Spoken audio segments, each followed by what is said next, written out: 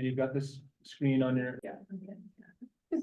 Well, thank you everybody for joining us for Max Lewis's thesis defense as part of his degree in the Haub School's Environment, Natural Resources and Society master's program. And so in addition to earning his master's degree, Max will also be earning a certificate in reclamation and restoration ecology, which is exciting. Max comes to us, he finished he had a number of jobs immediately prior to coming to UW. But prior to that, he graduated with his bachelor's of arts in environmental studies and with an economics and an Asian studies minor, where he finished cum laude, which is exciting, from St. Lawrence University in Canton, New York. And so after graduating, he did a number of seasonal jobs, including with the Craighead Institute in Bozeman, Montana, the U.S. Forest Service in Sitka, Alaska, which I want to hear more about that. Summer field stint, probably exciting place. And then he really started focusing in on where he's really specialized in water resources and especially around fisheries.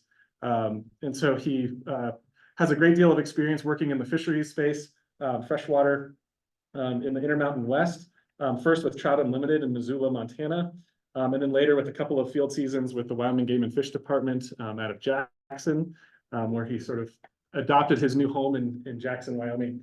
So we're able to steal him away, I think reluctantly, for a couple of years here to Laramie.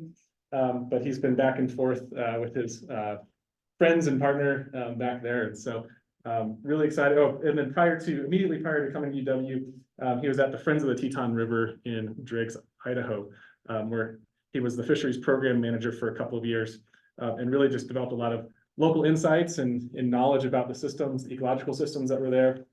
I was most immediately impressed with Max when he applied for the program and to work with the research group that I lead at the university, and really recognizing that a lot of the challenges we face are not just ecological challenges, but they're also social and policy and economic challenges. And so really wanted to develop some more expertise in that regard to complement the ecological background that he has. I was just very impressed when he applied for the program. Just seeing that the direction that he wanted to take, that he had a clear vision of where he wanted to end up.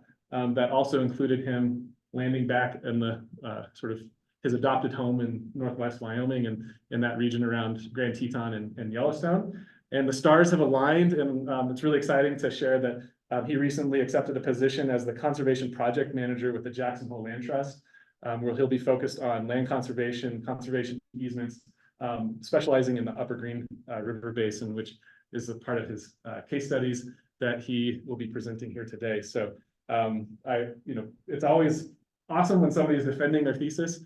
It's even better when they have they're fully fledging and they're going out and they have a job to land in. And I really feel like Max has taken advantage of the opportunities that were here with that clear direction that he's had in this through line, and really excited to see everything that he's going to accomplish with his new role and wherever his career will take him. And I look forward to having him as a lifelong colleague after this. So really proud of you, Max, and thanks for all the work you've done. So with that, I will turn it over to Max and let him take it away. All right. Well, thank you, Drew, and thank you for the introduction. And thank you all for being here today and taking time out of your day to listen to some of the work I've been doing over the better part of the last 2 years. Thanks to everyone on Zoom, and I appreciate you guys are all muted so far. Drew is managing the chat box, so if you have any issues on Zoom, just let him know via the chat. The title of my presentation and my thesis is Incentives, Barriers, and the Socio-Ecological Fit of Voluntary Incentivized Water Conservation Programs in the Colorado River Basin. I added a word there. Oh, well. To give you a brief introduction to what I've studied before we dive into some of the details, I studied the System Conservation Pilot Program as an example of voluntary, temporary, and incentivized programs that are offered to agricultural water users in the Colorado River Basin with the intent of creating water conservation for the basin as a whole.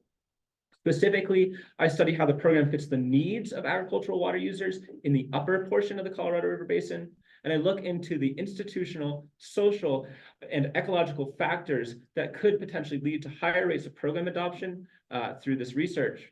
The intent of my research is to inform the implementation of water conservation programs that have a positive impact on basin water availability and sustainable adoption. For my research and through this presentation, I'll provide a brief introduction on the Colorado River Basin and some of the challenges it faces. I'll introduce you to the literature I relied on for framing my research and guiding it. I'll present the methods I use for collecting data and analyzing that data.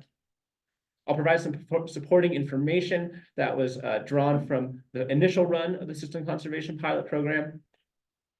I'll present results as broken down into 4 themes, and I'll leave you with some conclusions and hopefully takeaways at the end of my presentation. First, the Colorado River Basin is an approximately 224 square mile watershed that spans across 7 basin states in the West. It includes Wyoming, Colorado, Utah, New Mexico, Nevada, Arizona, and California. The Colorado River, at times of high flow, would drain into the Gulf of California in northern Mexico. The basin is also home to 30 federally recognized tribes who rely on its waters. Over 40 million people live across the Colorado River Basin in areas that are connected via water delivery systems. We generate $1.4 trillion in annual economic activity thanks to basin waters, and basin waters support 16 million jobs annually. I focus on 2 subwatersheds of the basin, being the Green River Basin, or the Upper Green River Basin in green here, and the Yampa River Basin in yellow. These are both headwater systems that drain into the Colorado River Basin as a whole. The Colorado River Basin is a basin that is experiencing unprecedented supply and demand imbalance issues, and has received a lot of interest both from news and from federal policymakers and water managers recently due to that supply and demand interest. Due to climate change, temperatures across the basin have increased by approximately 1 degree Celsius over the past 100 years. This has been correlated with a 9% decrease in annual basin discharge. This climate change-induced period of drought has been termed the Millennium Drought, which began in the year 2000, where we really saw a significant decrease in the amount of available water per year in the Colorado River Basin. The available water in the basin is seen in the light blue in this graph. As you can see, that's been declining substantially year over year. Water consumption and the demand for basin water has increased, peaking just after the year 2000. Over the last 20 years, in most years, the demand for basin water has outstripped the supply of basin water naturally flowing through the basin. Reservoirs or storage systems that include Lake Mead and Lake Powell have been built and designed to provide sustainable water availability for basin water users, yet those systems are also proving to potentially be able to fail and not provide water to water users across the basin as population has grown in the basin and the demand for water has grown. Population in the basin in 1950 was approximately 500,000 people. Today, it's over 40 million people, and the population in the basin is projected to continue to increase. The USBR projects the population to be 76 million people by 2060, i.e. water demand in the basin will continue to increase while the availability of basin water is projected to decrease and be uncertain due to climate change. There's a number of laws, settlements, and agreements that determine how basin water has been appropriated for use and how that water is managed across the basin. The foundational text to the law of the river, which is the way the governance system is known in the basin, is the Colorado River Compact, which was signed in 1922. The Colorado River Compact appropriates 15 million acre-feet of water to be used by basin water users per year. It was signed with the assumption that there'd be 16.4 million acre-feet available water per year to basin water users. A foundational issue with the Colorado River Compact is that it appropriates water by absolute volume rather than proportionally to the amount of water availability, water available in a specific year. During that period of time, termed the Millennium Drought, starting in the year 2000, the mean annual flow through the Colorado River Basin has been 12.3 million acre-feet per year. Thus, we're in a period of a structural deficit where basin water demand outstrips the supply. With studies indicating the risk of worsening drought, managers and policymakers are seeking sustainable ways to meet the demands of basin water users via conservation measures.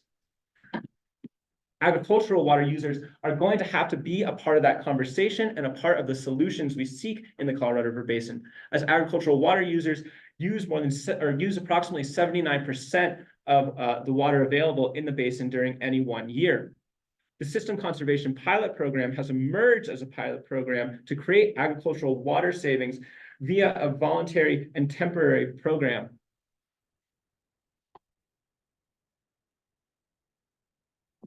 The System Conservation Pilot Program was first authorized and implemented in 2015, and it ran through 2018 as a 4-year pilot study. The intent of the initial phase of the program was to assess the feasibility and participation rates in the voluntary, temporary, and compensated water leasing agreements. The program is designed as a pilot for a larger demand management program that would work to mitigate declining reservoir levels across the basin. The program is also intended to protect upper basin water users' Colorado River Compact entitlements and hydroelectric power generation at our reservoirs and dams. It's notable that this is not a demand management program. A demand management would require that conserved water be measured at a point of conservation, and then yet again measured at a point of storage or usage downstream in another point in the basin. The System Conservation Pilot Program does not require the shepherding of conserved water. The program was re-implemented in 2023 with funds from the Inflation Reduction Act. It was re-implemented to provide an opportunity for more outreach with the basin agricultural water users, state water managers, and tribal water managers and users. It was also implemented to answer remaining questions about the administration, monitoring, and enrollment in the pilot program. The majority of enrollees created water conservation through full or partial season fallowing of grass hay and alfalfa crops across the basin and in my 2 case study sites. There were also projects that resulted in consumptive use savings from the municipal, industrial, and storage sources. We're now going to move into my research and away from the background. The research question that I brought into this work is, in what ways do the voluntary incentivized water conservation programs provided in the Green and Yampa River basins align with the socio-ecological fit in the 2 systems? I asked this research question in order to inform water conservation policies that fit the needs of agricultural water users in the Colorado River Basin, in hopes of informing policies that have a higher rate of program adoption amongst agricultural water users, and programs that result in sustainable water conservation, building resilience for basin water users and the agricultural water users in which they target. Through using the socio-ecological fit framework, I can focus on the institutions that provide voluntary water conservations in hopes of bettering them. The socio-ecological fit framework is a theoretical framework that emerged from the socio-ecological systems framework in order to study the institutions and their contribution to the sustainability of socio-ecological systems. The socio-ecological fit framework is used to study the fit between institutions and the problems they are meant to address within the context in which they operate. The framework applies to this research as I'm seeking to understand how water governance systems fit the social and ecological context of my case study sites.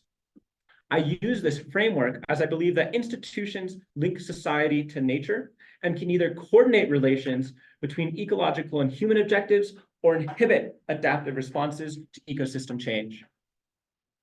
Through the socio-ecological fit framework, I work to assess the social fit of the SCPP, which is defined in the box on the top, in the middle. Assessing the social fit determines whether institutions reflect the interests, values, beliefs, and psychological needs of the groups they wish to serve. And I also endeavor to assess the ecological fit of the SCPP as an institution. Assessing the ecological fit determines whether there's an alignment of spatial, temporal, and functional characteristics of the biophysical problems and the institutions that seek to resolve them.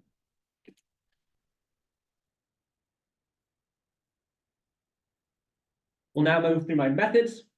I adopt a case study approach to my research. Case study research methods allow for in-depth exploration of complex issues in comparable locales.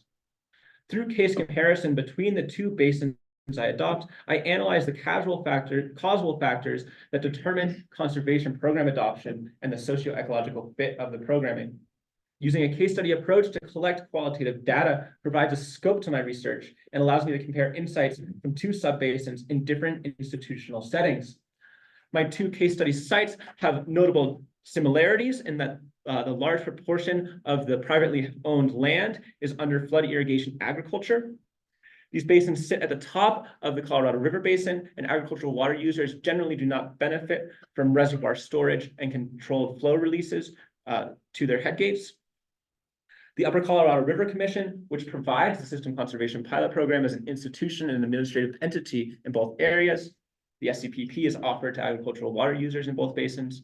And there's a similar network of active agencies and NGOs that work to create water conservation outcomes in partnership with agricultural water users. State water law differs significantly, as in Wyoming, water law is known to constrict or confine the water market and has resulted in not a very active water market or the easy transfers of water between users. In Colorado, the water market is much more well-developed, in partial thanks to water law that allows for somewhat flexible water leasing arrangements.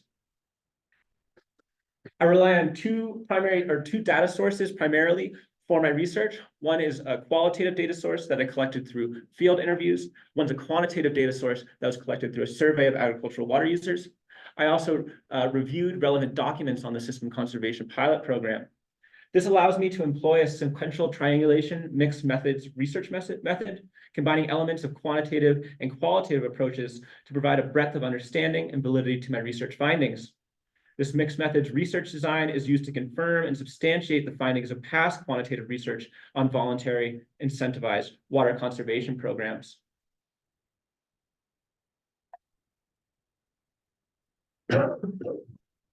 I rely on quantitative data that's drawn from a survey of over 1,000 agricultural water users across the Colorado River Basin.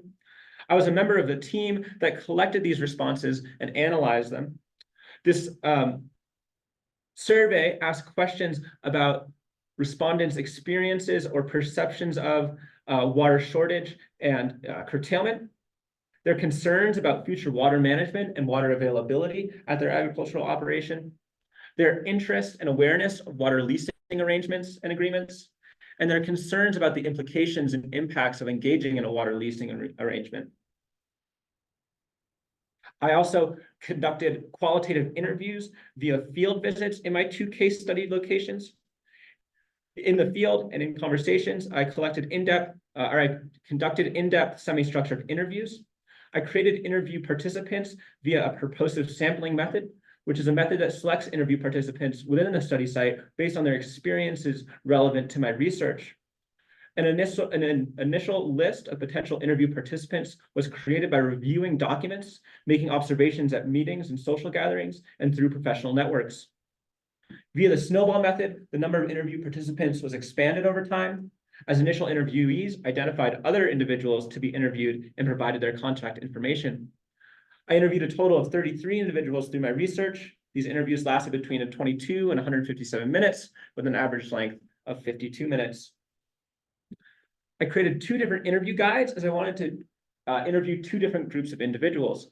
The first group I wanted to talk to is agricultural water users who had some awareness of the System Conservation Pilot Program or other temporary water leasing arrangements that they could enroll in. The second group of individuals I interviewed were conservation professionals who worked in creating water conservation goals in partnership with the agricultural water user community. I want to quantify my data set that I used in creating my results. We collected 134 quantitative survey responses from agricultural water users in the Green River Basin and 40 quantitative survey responses from folks in the Yampa River Basin. I conducted 17 field interviews in the Upper Green and 14 in the Yampa. Breaking those down into two buckets, I spoke with 16 agricultural water users during the course of my research and 17 conservation professionals. Notably, there were two who worked at a regional scale and weren't grouped into either my case study sites. While conducting interviews, I recorded those interviews digitally. The digital audio recordings were uploaded into Otter AI, which allowed me to transcribe those interviews into a transcript. Transcripts were then uploaded into MaxQDA, which is a software that allows for coding. I use a deductive coding technique to code my transcripts. Deductive codes were developed from relevant literature on the socio-ecological systems and socio-ecological fit frameworks. The codes used in this research are not attributed to a specific research methodology used in the literature, but were created with the consideration of the important aspects of my thematic research. Codes were assigned by speaker term to my transcript, and the codes that I used can be seen here in this graph. This shows the percentage of transcripts or interviews that I conducted that included a section coded for that theme, i.e. 100% of the conversations I had included a conversation around the role of incentives in engaging in voluntary temporary water conservation agreements.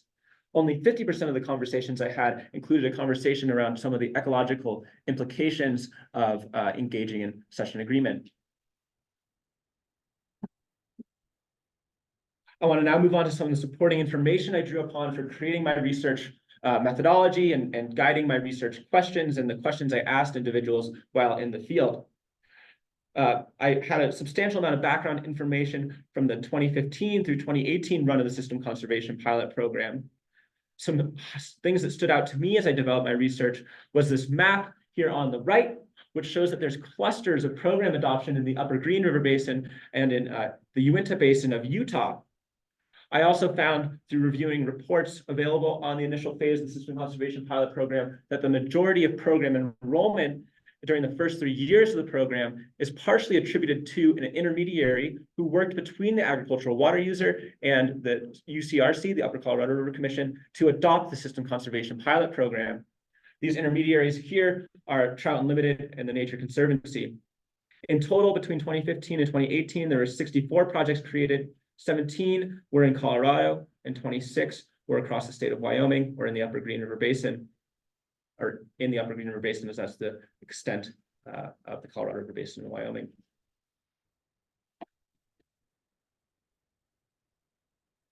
I also want to present some numbers on the adoption of the System Conservation Pilot Program in 2023. 64 individual contracts were created in 2023 with agricultural water users and other entities. At a cost of $15.8 million, they were able to conserve 37,800 acre-feet of water during 2023. There were 22 projects in the Upper Green River Basin during last year, and individuals received an average compensation of $513 per acre-foot of water average compensation of $513 per acre-foot of water conserved. In Colorado, there's a total of 22 projects created across the state, with just one project in the Yampa River Basin. Agricultural water users who enrolled in the program received $462 per acre-foot of conserved water. And I want to move on to my results. The first result comes from our quantitative survey of agricultural water users. Through that survey, we asked questions about interest and support for temporary water leasing arrangements. We found that the vast majority of individuals who responded to that survey across the Colorado River Basin were not interested and in opposition of engaging in a temporary water lease. This rings true in the Upper Green River Basin and the Yampa River Basin, where we found that less than 30% of program respondents were interested in leasing their water to another agricultural water user, and less than 15% were interested in leasing their water to a non-agricultural water user.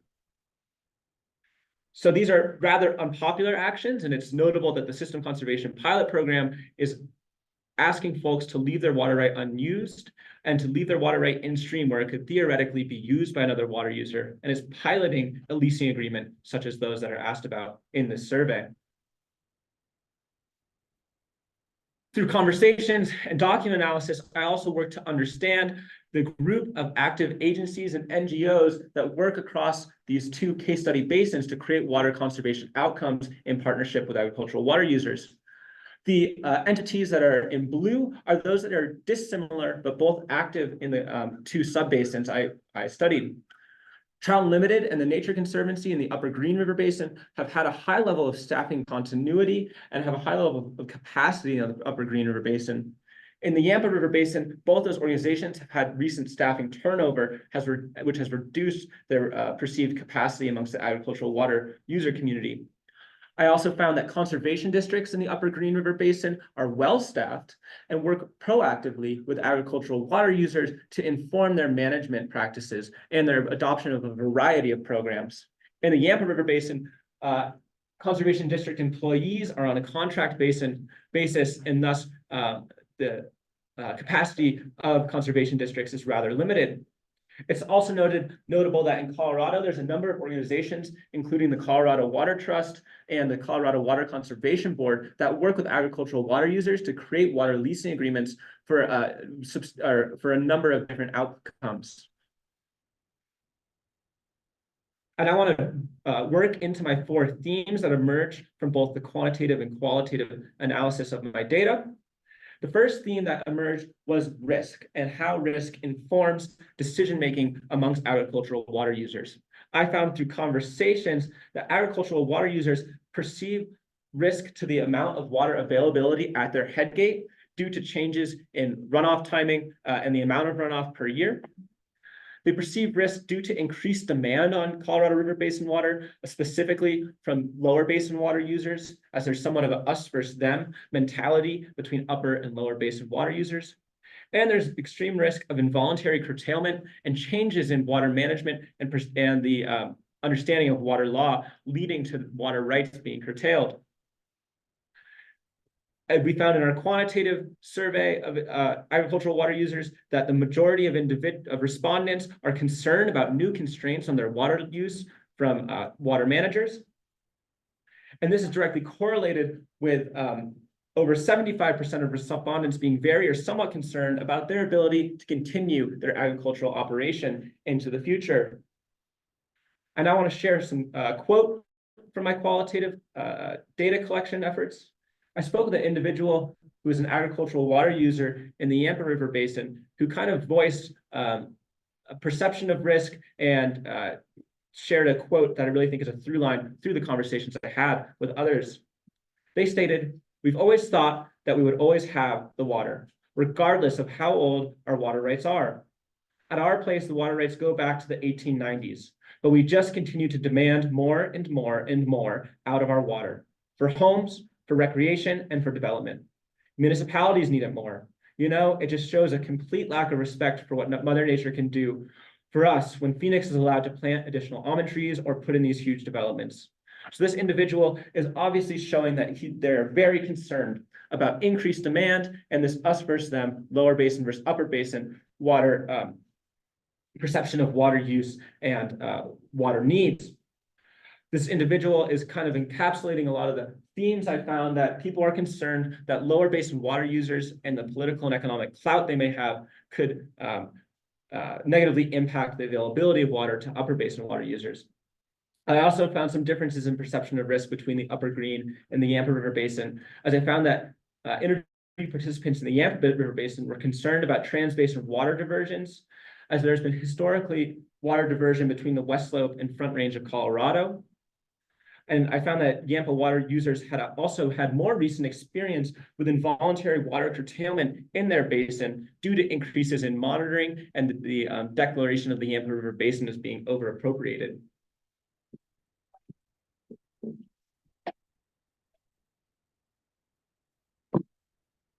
I also found there's many barriers to engaging in a temporary water leasing agreement or in the system conservation pilot program, a notable one being a theme of mistrust. Mistrust between agricultural water users and federal and state level water managers on how they're going to manage water and how they're going to view those who enroll in a temporary water leasing agreement. I found that there was a voiced frustration with an institutional disconnect between the agricultural water user community and economy and those who create water conservation policies and programs that target them. I heard over and over again that there's an administrative burden on agricultural water users for engaging in a program, a temporary water leasing agreement, and that there was lacking information sharing about the pros and cons and the details of the system conservation pilot program. And of course, agricultural water users have many personal, ethical, moral, and ecological motivations for using water in the way they have in the past. And so folks are motivated to use water in the way they see best fit and in the way that they maybe have for decades or generations. A notable barrier that emerged from our quantitative survey was that we found that the majority of respondents were concerned about losing their water rights, even in a temporary water leasing agreement. This is especially notable in the Yampa Basin, as Colorado water law works to protect agricultural water rights holders from abandonment who engage in a water lease, as that is part of is understood as a beneficial use. Wyoming water law is less settled whether engaging in a temporary lease would protect a user from abandonment. I want to share another quote that summarizes some of the themes and the barriers that emerge. A conservation professional who works across the Colorado River Basin shared the following. The challenges the SCPP had in 2023 were due to doing it quickly and a little haphazardly. The challenges with a 1-year at a time pilot program is that it is hard for a lot of producers to jump in and jump out of the program. There can be some operational challenges and long-term impacts from fallowing under the SCPP that are not addressed by the program, especially when you think about perennial hay fields and cattle operations.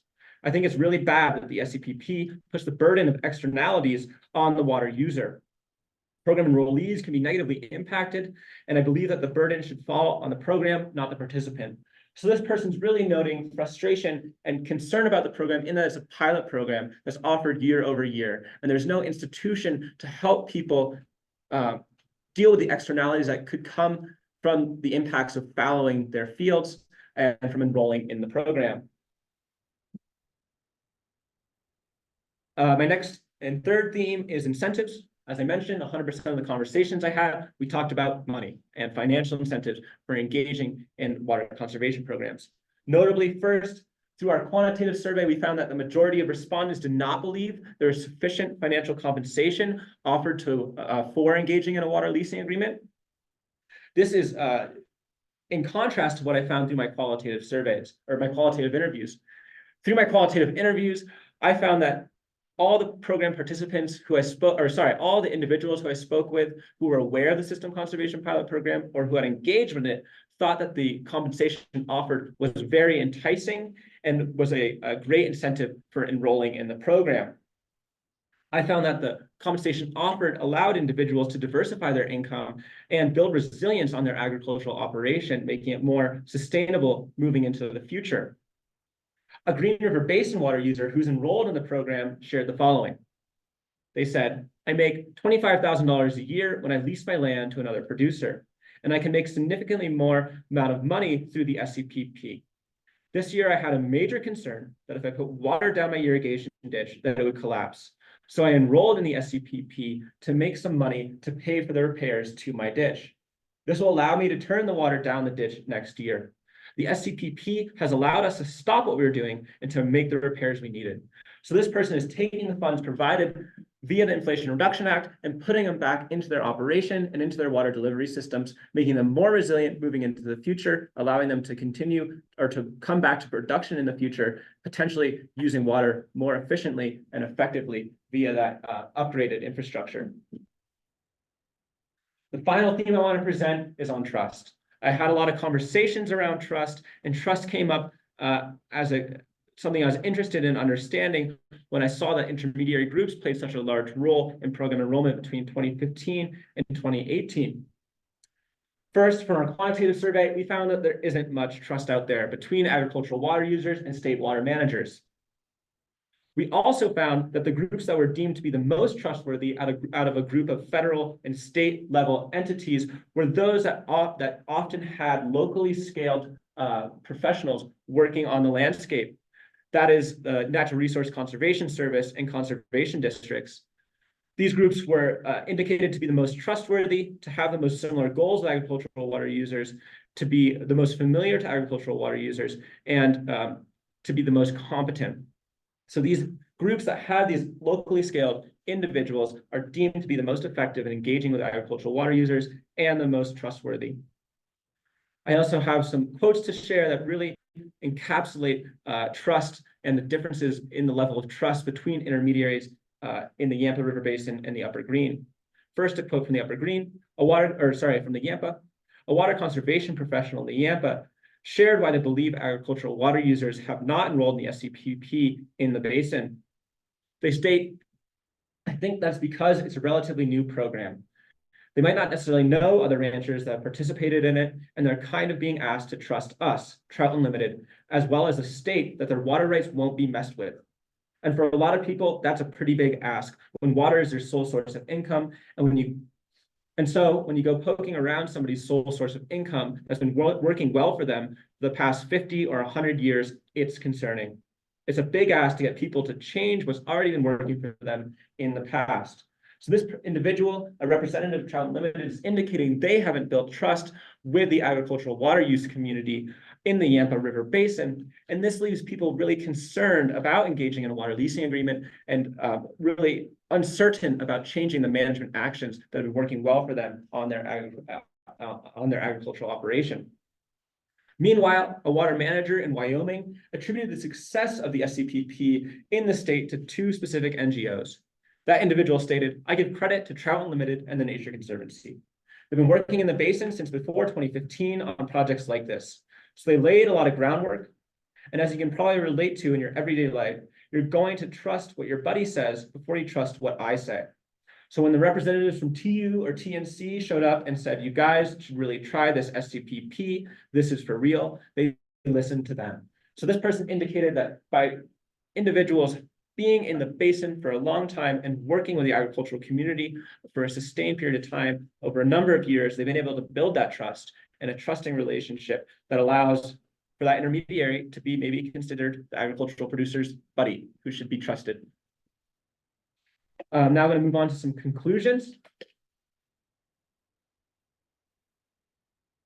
First conclusion I make is on the ecological fit of the System Conservation Pilot Program as an institution to my two case study basins. I find that there is not an ecological fit to the ecological systems of my case study basins.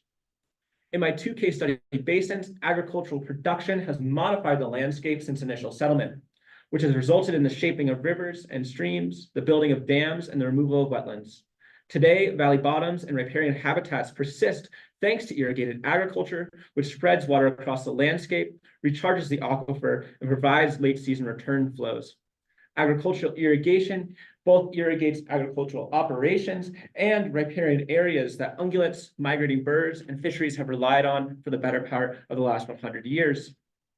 Because the ecological fit is defined as the congruence between the governing institutions and the attributes of the ecological system, I argue that there is not a fit, as the ecological system is managed and created by agricultural water users and irrigators. The SCPP incentivizes the fallowing of these lands and the disruption to the ecological system.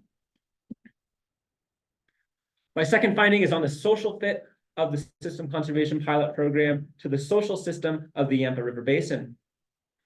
First, I find that there's only one SCPP program enrollee who was rather hesitant to admit they had enrolled in the program because of perceptions of conflict that it would create with their community members and peers. I also found through my qualitative interviews in the Yampa River basins that there was continued perception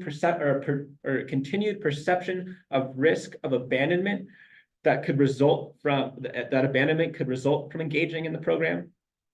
Concerns about water management changes on their agricultural operation and the externalities that could emerge from fallowing their fields.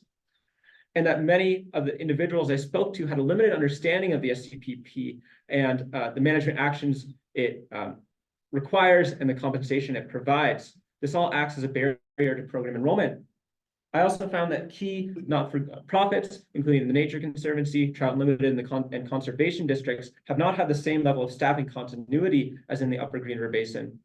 This has not created a high level of trust between agricultural water users and intermediaries, and it has not allowed for those NGO entities to reduce the administrative barrier to engaging in these programs, reduce the perceptions of risk, and help work through the potential externalities of fallowing fields on a temporary basis.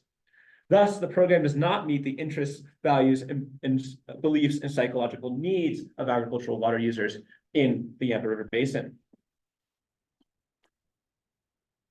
Finally, I argue that there is a social fit between the system conservation pilot program and agricultural water users in the Upper Green River Basin, thanks to the role of trust being, or thanks to trust being present in the Upper Green. I found that a network of NGOs and agencies, including Trout Limited, the Nature Conservancy Conservation Districts, and the State Engineer's Office, has a long history of living and working in the Upper Green River Basin on low risk, and these entities work on low risk, mutually beneficial conservation programs, which has allowed for them to build trust with the agricultural community. The trust relationship allows conservation professionals to work as intermediaries who understand the agricultural economy and understand the realities of agricultural production in the area. These individuals provide information and program adaptation that mitigates risk and removes administrative barriers for engaging in the SCPP and could do so for like programs.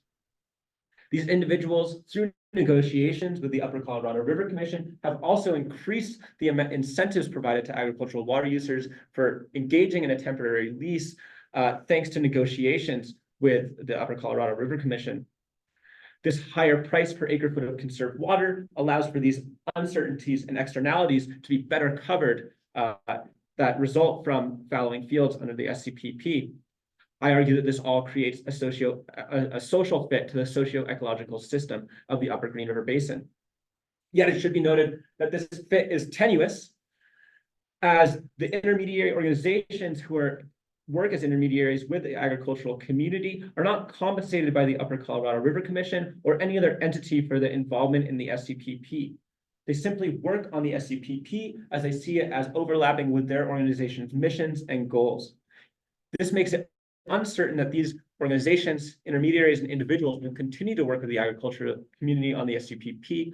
And if they do not continue to work on that community, they will no longer continue to work on the program. They will no longer work to adapt the program to the needs of the agricultural water users. Finally, some takeaways and research implications. I believe through my work that the socio-ecological fit framework is a valuable tool for assessing the fit of water conservation programs to the Colorado River Basin. I believe that it's important to assess the institutions and the policies and programs that are created and how they fit the needs of the group that they target for enrollment. I think in doing so and utilizing the framework, we can inform better programs and better institutions that create sustainable water conservation outcomes. I also, of course, found that intermediaries play a crucial role in creating program adoption amongst agricultural water users. And because of this, the institutions that would create water conservation programs should explicitly provide capacity to NGO groups and locally scaled agencies that can work as that intermediary, where individuals can live and work in these landscapes and build that trust relationship, as they are key to creating program adoption. But without capacity and without funding, these organizations may no longer engage in this water conservation outcome and may result in less water conservation or less water savings in the future. In closing, as policymakers and water managers seek ways to reduce demand on water resources in the Colorado River Basin, it is likely that agricultural water users will be asked to reduce their demand on basin water. Through voluntary, incentivized, and temporary water leasing arrangements, it is possible for individuals to reduce demand on basin water and to maintain their water rates while diversifying their income and building operational resilience. The role of trust and the trusted intermediary must be considered as policies are implemented, as it is key to sustainable and impactful program adoption. Policymakers should find a means to allocate funds to trusted and effective organizations, allowing for those organizations to build up locally scaled capacity and to create more program enrollment. I want to thank you all. Thank you all for being here and taking time out of your day and sticking with me through that lengthy presentation. I want to thank my grandfather and mother for the lessons they taught me and traits they instilled in me that have me pursuing interesting questions and more education. To my family for being here online and physically, and of course, Sarah, for your support and encouragement through my education and career. To my lab mates for their perspectives, insights, inspiration, and feedback through my work. And to my committee, Dr. Christy Hansen for her insights on the economic implications of the SCPP, Dr. Fabian Nipkin for his help in understanding the hydraulic systems that dictate water availability, and to Drew for his patience, guidance, and true mentorship through my thesis research. Question.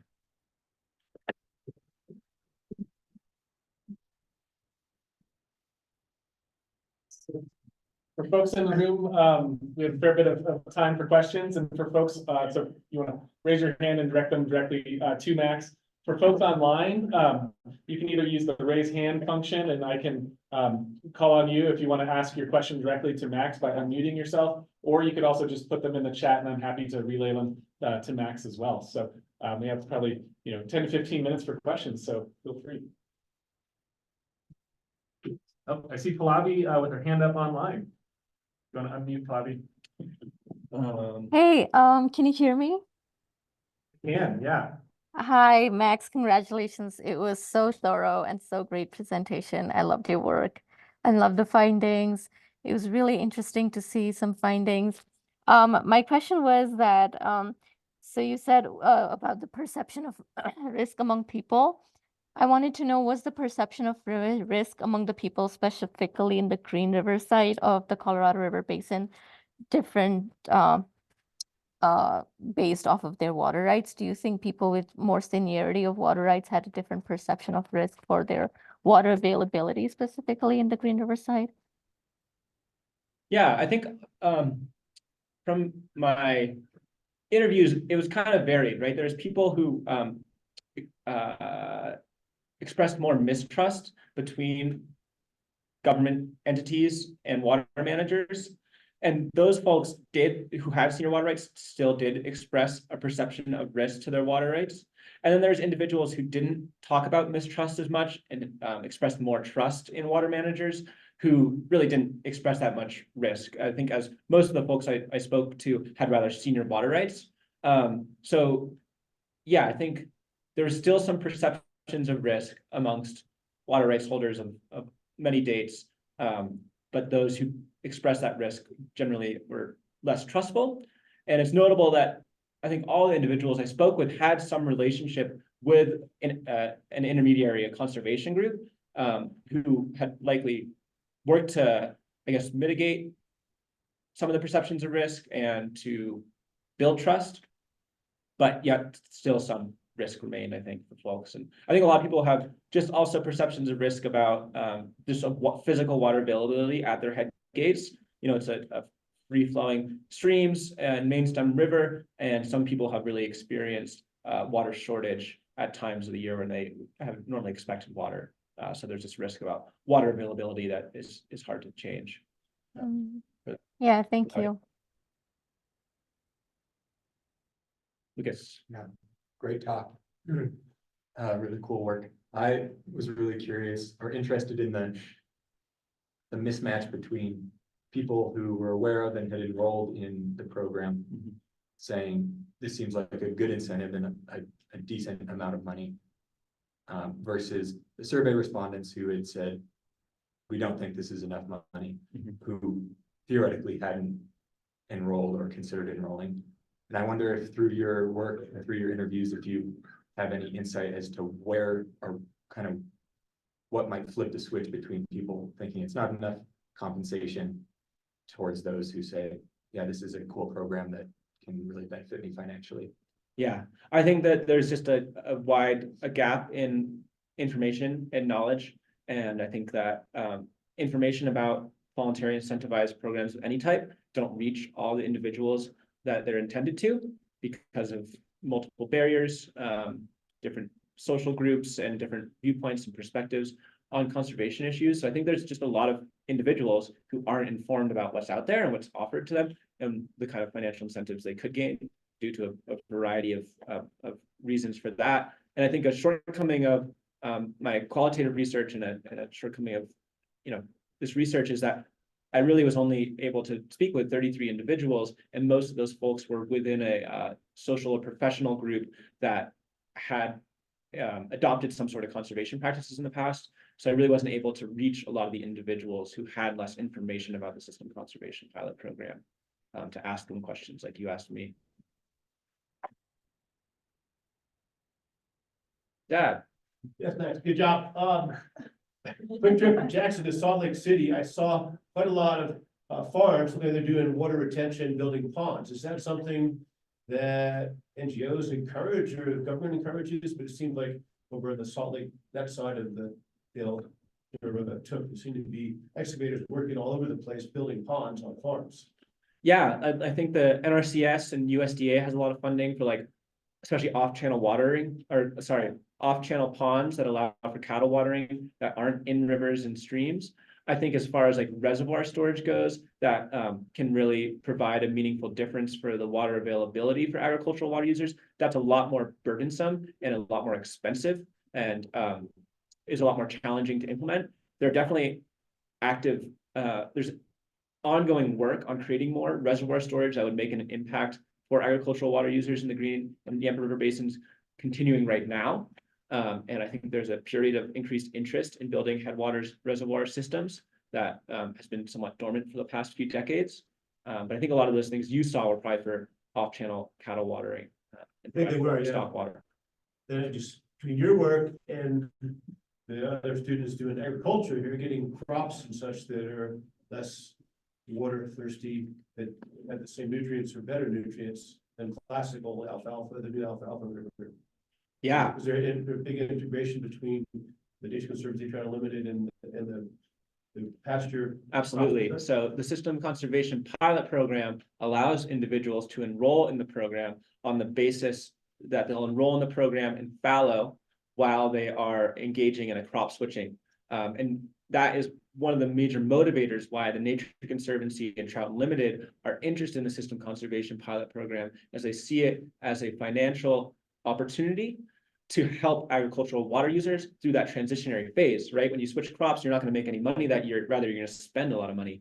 And the SCPP offers finances that allow for that crop switching and that buffer these agricultural operators from that loss of income. Jana. You mentioned a lot about trust and mistrust. Like, what strategies have some of these institutions done to build the trust, and what do you see that could be better for like the relationship building and trust building? Yeah, that's I think the intermediaries I spoke about kind of take trust for granted, and as it's like a built-in part of what they do as professionals is build trust and be available and be a resource to agricultural water users. And I think it's something that isn't studied enough, and it's not something I dove into enough of, like the trust building literature and the frameworks for building trust. And I think it's something that could be built upon in this research that could better inform these intermediaries. But I see these intermediaries really basing their whole profession and their daily work life around building trust, without explicitly saying it or acknowledging it. Rather, they're working to create mutually beneficial projects. But all the conservation professionals I spoke with acknowledge that trust is one of the most challenging things to build and most tenuous aspects of their profession and career. And without it, they don't get any work done. Yeah.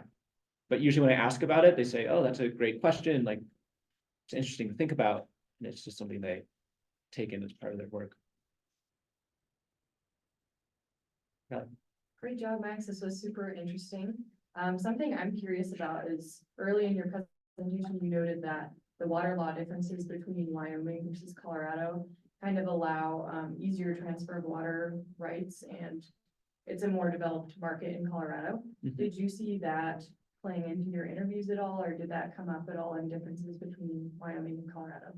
Yeah, so I definitely, I talked to some individuals who did not have a lot of information about the SCPP or who were not interested in the SCPP because it is trying to create consumptive use savings on behalf of the Colorado River Basin and is perceived to maybe be creating available water for lower basin users. Whereas the organizations I mentioned, the Colorado Water Trust, is trying to create water leasing agreements for localized in-stream flows that benefit fisheries and ecology. So I see that basically these opportunities were in maybe a competition in Colorado.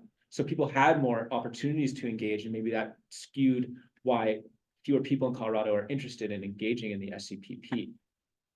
I think in Wyoming, it's the one opportunity I think people have really been offered to create financial income with their water in a different way. Where in Colorado, people have many means to create or diversify their income via leasing their water or water leasing agreement.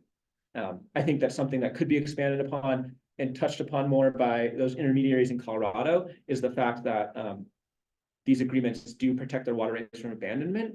And I found in the Yampa through my conversations that due to the river recently being deemed as over appropriated, there's increased monitoring. And that has resulted in a lot of agricultural water users using more water, as they had been able to be able to produce with less water over the last few years. But as water monitoring has increased, they've been like, oh man, I don't want to use my water, lose my water right.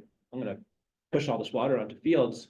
Where if they were more aware of the system conservation pilot program, they could have put some portion of their water right into that program, made more income, and still have those water savings.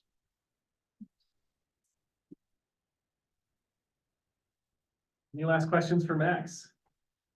Was it a good water year so far out west this winter? Or average or?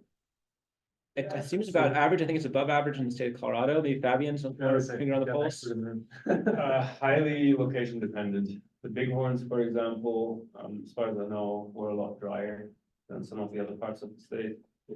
The Sierra Madre depends on where you look. The eastern slope was a little drier. The western slope seemed to have actually above average snowpack.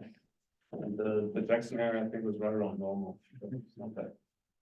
Besides conspiracy theories, is there any cloud seeding projects going on with crazy jets flying around doing crazy stuff, trying to change the environment out west? I'm not sure if cloud seeding is going on right now. There has been in the state of Wyoming, but the effects are at best barely quantifiable. Right. Well, join me in one last round of applause for Max. Thanks everybody joining on the line. And with that, we will